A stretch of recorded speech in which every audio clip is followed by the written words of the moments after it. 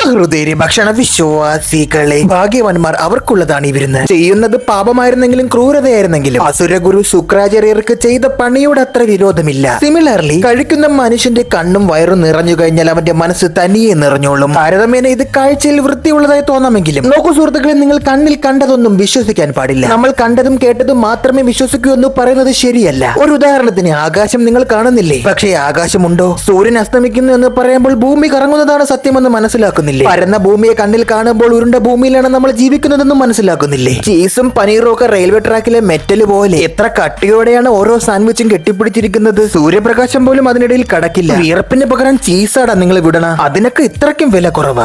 ഇനി അതിന്റെ മുകളിൽ ഇടാൻ കൊഹിനൂർ രത്നം മാത്രമേ ഉള്ളൂ ബാക്കി. സത്യം, ഇത് കണ്ട് കണ്ണു നിറഞ്ഞ് എനിക്ക് കല്യാണം കഴിച്ച സുഖം. ഒരു പശു അതിന്റെ അകിട ആവിയൊക്കെ ആയുസ് മുഴുവൻ പാല് ചുരത്തിയാലും അതിന്ന് കിട്ടിയ ചീസും പനീറും അര ഡപ്പയെ കാണൂ. അന്തമാതിരി ഏറിയ വില അതുക്ക്. അപ്പൊ പൈത്യമില്ലാത്തവരൊക്കെ ചിന്തിച്ച് പാറ്, അപ്പൊ ഇതൊക്കെ ചീസാത ചിലം പരസം ചിരിച്ചതാ. ചില വ്യാജ്യമേ വൃത്തിയില്ലായ്മ കുറ്റം നെഹി പറയുക. ദിസ് ഈസ് ഓക്കെ എന്ന് പറയാൻ പറ്റും അല്ലേ? പോട്ടെ, ഇന്നത്തേക്ക് ഇത് ഓക്കെ. കുറച്ച് പ്രാണവായു ശ്വസിച്ച് നിങ്ങൾ ജീവിക്ക്. നല്ല ഭക്ഷണം കഴിച്ച് വളരെ. ഡയബറ്റീസ് വന്ന് ചാക്, ഷുഗർ വന്ന് പൊളയ്. ഇത് രണ്ടും ഒന്നാണ്. അപ്പൊ ഞാൻ പോണ്. നീരുന്ന് ഉണ്ടാക്ക്.